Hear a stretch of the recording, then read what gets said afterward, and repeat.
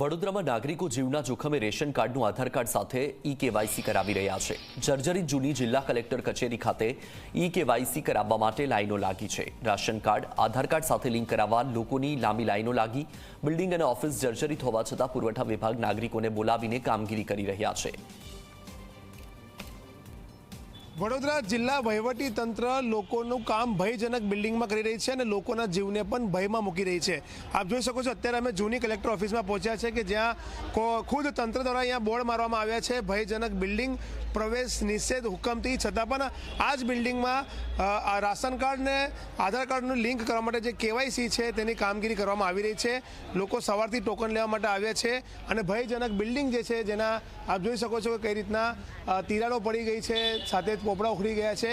એ ભયજનક બિલ્ડિંગની નીચે બેસવા માટે લોકોને તંત્ર દ્વારા મજબૂર કરવામાં આવી રહ્યા છે। ત્યારે કેટલીક મહિલાઓ છે। બેન, ક્યાંથી આવો છો તમે?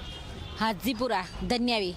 શું કહેશો? આ ભયજનક બિલ્ડિંગ છે, બોર્ડ માર્યું છે ખુદ, અને ત્યાં તમને લોકોને બેસાડ્યા છે, પણ તે બેસવું પણ શું કરાય? કેવાયસી નું કાઢ્યું છે એટલે અમે કેટલા દિવસથી ધકોડા ખાઈએ છીએ। જીવના જોખમે ઈ કેવાયસી કરાવી રહ્યા છે? હા, તો શું કરવાનું? જીવના જોખમે જ ને। બેન, શું કહેશો? એક બાજુ બિલ્ડિંગમાં લખ્યું છે ભયજનક બિલ્ડિંગ અને બીજી બાજુ તમારું કામ। હા ભાઈ, જીવનું જોખમ જ છે, પણ અમારી મજબૂરી છે એટલે બેહી રહેવું પડે છે ને। કોઈ આપણું સાંભળવા તૈયાર નહીં હમણાં, એટલે પછી બેહવું જ પડે ને।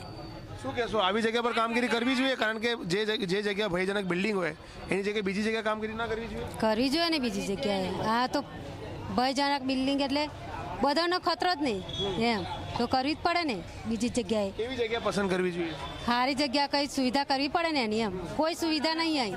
નાના બાળકો લઈને બધા આવીને બેસી રહેશે, શું કરવાનું? તો જે રીતના લોકો ગામડેથી આવ્યા છે, દૂર દૂરથી આવ્યા છે, પરંતુ કોઈ જાતની સુવિધા નથી। આપણે અંદર પણ જઈશું અને અંદર પણ બતાવીશું કે કઈ રીતના આ જે બિલ્ડિંગ છે તે ભયજનક છે ને અહીંયા તમામ બોર્ડ મારવામાં આવ્યા છે। શું કહેશો ભાઈ?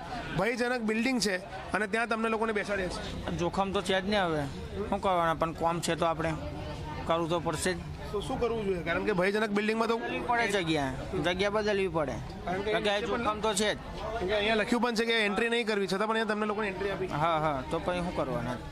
મજબૂરી છે તો મજબૂરી છે એટલા માટે અહીંયા બેઠા છે, પરંતુ તંત્રની એવી શું મજબૂરી છે કે બચારા નાગરિકોને કે જેમને ઈ કેવાયસી કરવા માટે અહીંયા આવ્યા છે તેમને તેમના જીવ સાથે રમત રમવામાં આવી રહી છે। આપ જોઈ શકો છો આખી કઈ રીતના લાંબી લાઈન અહીંયા ઈ કેવાયસી કરાવવા માટે લોકોની લાગી છે।